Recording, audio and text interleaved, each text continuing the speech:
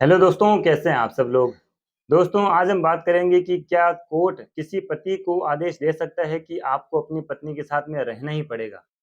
हालांकि पति ये जानता है कि उसकी पत्नी किस तरह से उसे परेशान करती है, टॉर्चर करती है, हैरेस करती है।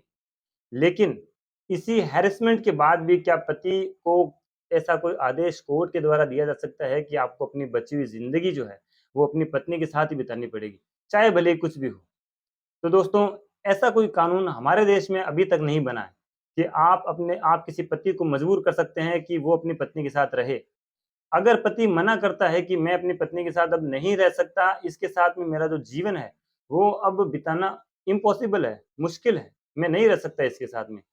तो ऐसी बात रखने के बाद में अगर आप ये सोचते हैं कि कोर्ट आपकी बात मान जाएगा, तो ये भी बात जो है इतना ईज़ी नहीं है। आप अगर अपनी पत्नी के साथ में नहीं रहना चाहते, तो आपको जो कारण है, वो बिल्कुल क्लियर कोर्ट के सामने रखने पड़ेंगे। आपको अपनी बात को साबित करना पड़ेगा कि आप किस वजह से अपनी पत्नी के साथ में नहीं नहीं रहना चाहते। अगर उसने मेंटली आपको परेशान किया है, टॉर्चर किया है और वो आपके साथ में नहीं रहना चाहती, तो इस बात के सबूत आपको कोर्ट के सामने पेश करने पड़ेंगे। देखिए, मान लीजिए सबूत आपने कोर्ट के सामने पेश कर भी दिए, लेकिन आपके अगर बच्चे हैं, तो उन बच्चों का तो कोई कसूर नहीं है। तो आपको अपने बच्चों के प्रति जो मोरल आपकी ड्यूटी है, वो भी निभानी पड़ेगी।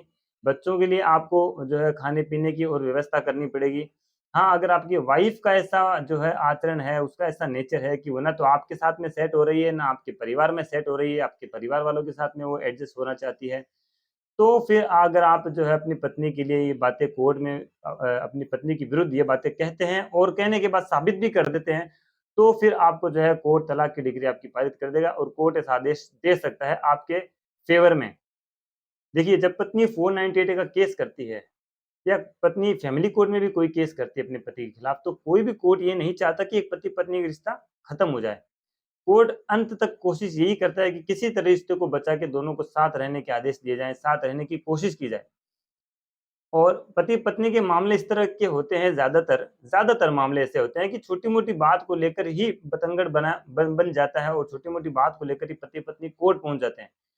तो छोटी-मोटी बातों को लेकर जब आप कोर्ट पहुँचते हैं या आपकी पत्नी कोर्ट पहुँच गई है, तो कोर्ट उसकी बात को मानेगा नहीं, क्योंकि साबित करना पड़ेगा ना, कोर्ट में सिर्फ़ कहने से कुछ नहीं होगा। तो अगर आप अपनी पत्नी के साथ में नहीं रहना चाहते, तो आपको साबित करना पड़ेगा और अगर आपकी पत्नी ने आपके ऊपर कोई एलिगेशन लगाया है, तो उसको भी साबित करना पड़ेगा। और अगर मान लीजिए 498 की जो एफआईआर है, वो अगर आपकी पत्नी ने आपके ऊपर दर्ज करवा रखी है, तो सबसे पहले एफआईआर दर्ज होने के बाद में मीडिएशन सेंटर है, वहाँ पे आप दोनों का मीडिएशन करवाया जाता है। जो भी छोटे-मोटे इख्तिलाफ हैं, जो बातें आपके बीच में हो गई है, जिनकी वजह से आपका रिश्ता खटाई में पड़ गया है, उन बातों को बैठ के सुलझाने की कोशिश की जाती है।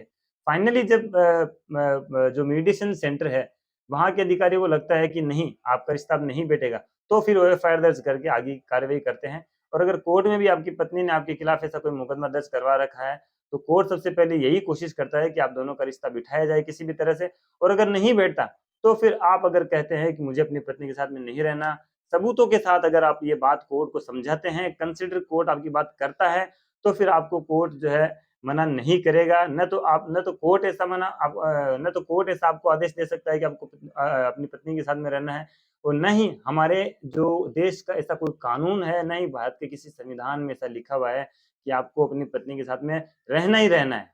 हर एक इंसान की स्वतंत्रता है। हर इंसान अगर चाहे तो किसी के साथ भी रह सकता है, किसी के साथ भी नहीं रह सकता। हाँ, आपको जो अपनी मोरल ड्यूटी है वो पूरी करनी पड़ेगी।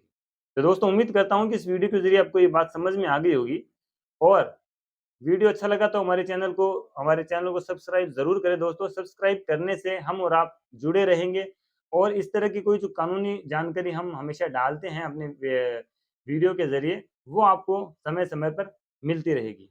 दोस्तों, ख़्याल रखिए, सुरक्षित रहिए, तब तक के लिए जय हिंद।